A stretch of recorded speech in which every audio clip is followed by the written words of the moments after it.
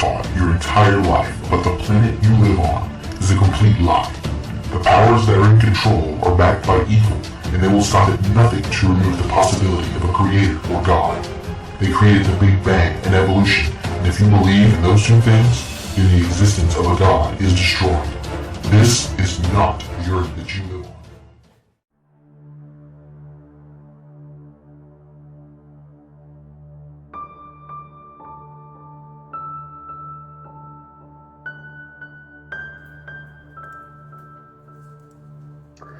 Anyway, shout out to Globebusters. So at least, he's putting a lot of work in there. Bob and Jen, those lovely folks, they're doing some good things. So I just don't understand, Snack to the Future. Maybe you can help me why people would spend, and again, I'm not talking about Charles directly. Okay, so again, he's the exception. So let's remove Charles from this portion of the discussion, Snack to the Future, that I'm having with myself and you. Why do you think, Snack to the Future, would somebody spend every day of their life going into hangouts and chats and conversing with people about topics that, well, first of all, they seem to all claim would not matter and aren't very important, and two, they don't believe in? Do you find that interesting, Snack to the Future, at all?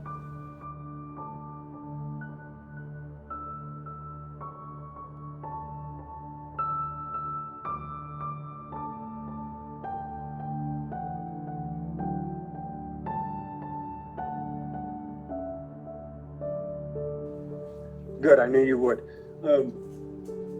That's a good picture of Aunt Patty. God bless her. How did she get to Mars like that? Wow. But I don't know what to tell you, Snack. Could you imagine spending every day of your life going to other places that you disagree with and don't like and spewing onto them and basically attacking them verbally with verbal diarrhea, whatever you want to call it, and usually lying? I would have to say 9 times out of 10, when we're discussing actual evidence, I can sense that they are lying about it for the most part. Again, Charles to the side, I would say that he only lies about 20% of the time versus the average heliocentric believer. So again, good for Charles, though, because it's hard. When you believe it in something that strongly and you're willing to spend that much time promoting a belief system when you don't have evidence, you are forced to lie. So the fact that this man, Charles, is obviously a nice guy. I mean, for all I can tell, he's a lot nicer than I would ever be in a discussion that was important to me at all. I'll be honest with you. He's very nice. But the fact of the matter is, Snack to the Future, when you're in discussion and you have no evidence and you are going to talk about it for a significant period of time, when I'm talking about minutes, let alone years, because pretty soon it's going to be years for these people, you're going to be forced to tell a lie. And that's what's so crazy about it. Oh, look at that dude. Is that Dan Pratt? Man, he's a badass. That dude is an absolute badass on the flat earth. God bless that guy. Hopefully we'll bring him to Jesus soon enough.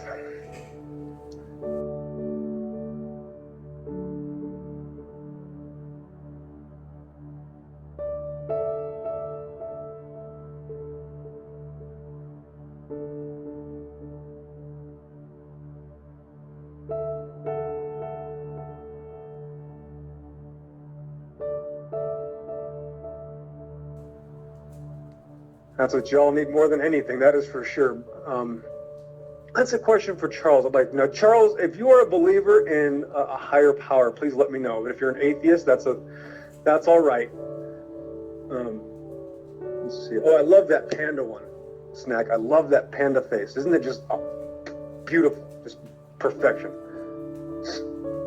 So that's the thing about this discussion. It's why I don't debate anybody, but what people are going to force themselves to do is anytime that you get involved into a subject that you think has any sort of relevance at all, and you happen to take a side opposing to the people that actually have the evidence, which is all of it, because in reality, evidence points towards one thing or the other. Evidence does not say both things are possible in this sort of discussion, as well as topics like evolution and spontaneous generation, cosmic evolution, things like that.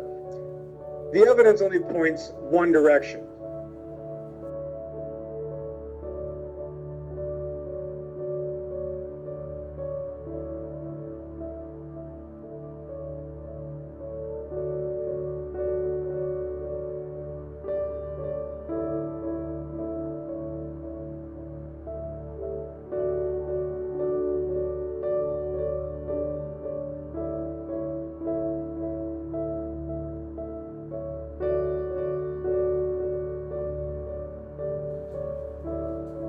people got to realize there has to be some sort of psychological leap that you are going to make if you are willing to habitually lie about something you don't have any evidence for.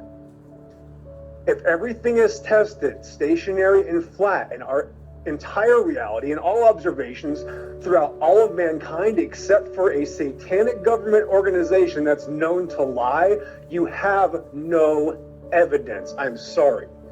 That is the reality. And it doesn't matter how nice you are, it doesn't matter how sweet you sound, it doesn't matter how much icing you put on that steaming pile of bullshit.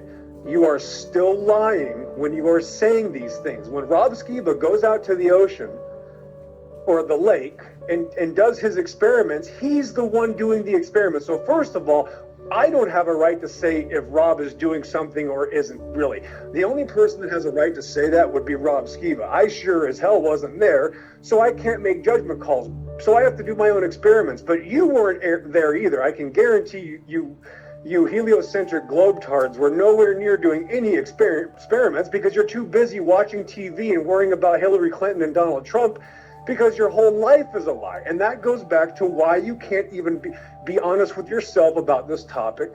It's because it'll prove that your whole life is a lie. That's why there's no way. You are way too prideful, way too selfish, way too egotistical, and you think you got it all figured out. You went to college for a couple of years, or you were in the military, and because you got marksman, you think you're an expert. Well, congratulations, but I'm sorry. You're just a normal human being like everybody else. You have your faults. In no way, shape, or form are you perfect. I know I'm not. The difference is you were not able to ask yourself, how do I know this information?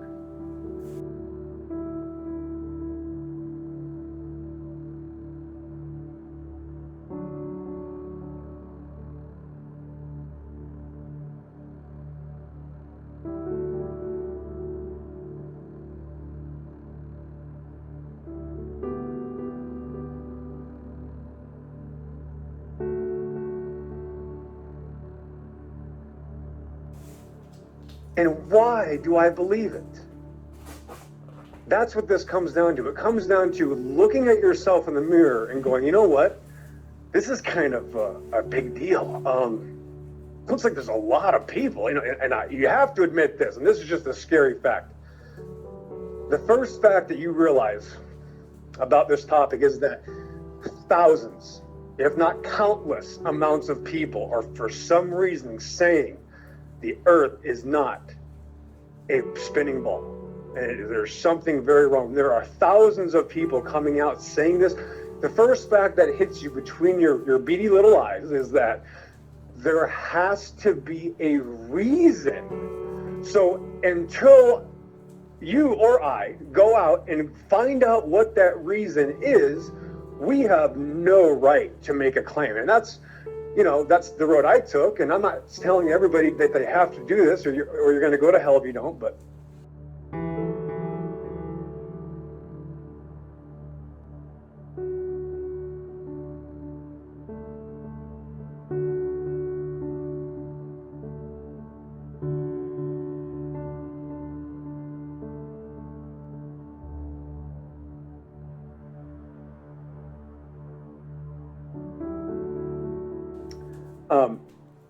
why is it that even though I'm just as stupid as you and I'm just as egotistical as Snack and all these other ass clowns that we meet that have it all figured out, we're all scumbags, we're all criminals, we've all done things wrong, we've all done things that we think are good as well, we've all made accomplishments, but why is it that I can go, you know what, I might have been wrong about something?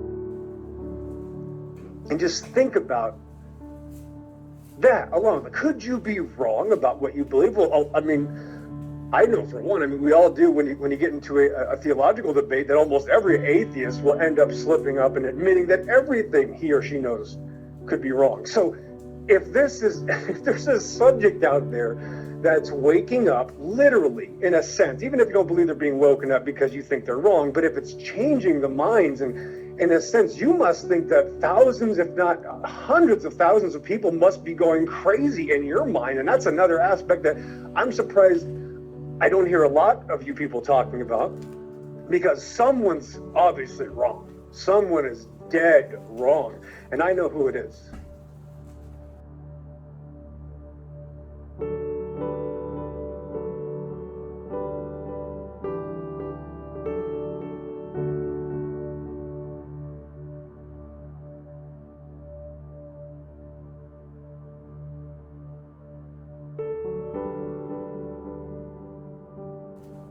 But it has nothing to do with evidence. It has nothing to do with Globebusters or Daniel Pratt or Jeff Stewart or Justin Bernard or Political Hillbilly or Agave or Flat Earth Hub or Rose Patton or Mr. Campbell and thousands of other names that I can't remember. It has to do with you. This is not a problem with your vision, because we all see green, we all see metallic flake, black. We know with empirical observation. That's why it's called empirical observation. That's what science is, something that we can see and confirm. This is a truck.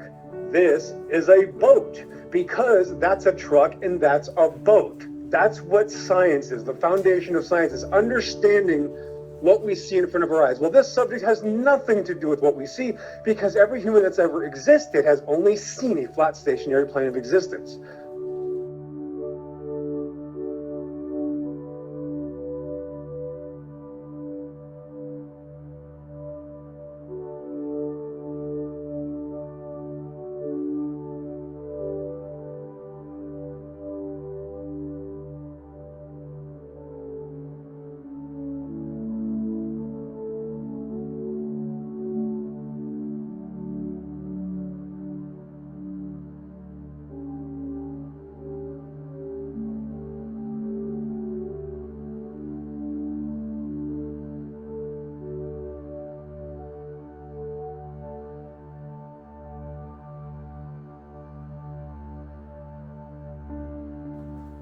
The hills and valleys and canyons and seas have nothing to do with the general idea, the premise, the concept, or the paradigm of this earth. If we're living on it, there's a general idea, two of them. There's two more common ones, and there's a third, of course. And it's interesting because you got a concave idea, you got a ball earth idea, and then, isn't that interesting? Usually where everything is right on opinions, it's right in the middle. There's no curve either way. I don't care who you are. We all know this. We've seen the same evidence. We've never seen anything that showed us a curve unless it was, again, something from a satanic government organization that we already know has lied to us many different ways for many years, for decades, and wasted trillions of dollars as people die all over the world, as the same government kills all over the world. 3 million innocent people in Vietnam alone 40 years ago for a lie that we all know is a lie. They even admit it was a lie. And we got the documentation. We show you these things, and oh, you don't believe in conspiracy? Well, anytime two people get together and make a decision, that could be considered a conspiracy. So you basically don't believe in the fundamental basics of life and social, the very social idea that probably takes more than one person to be social.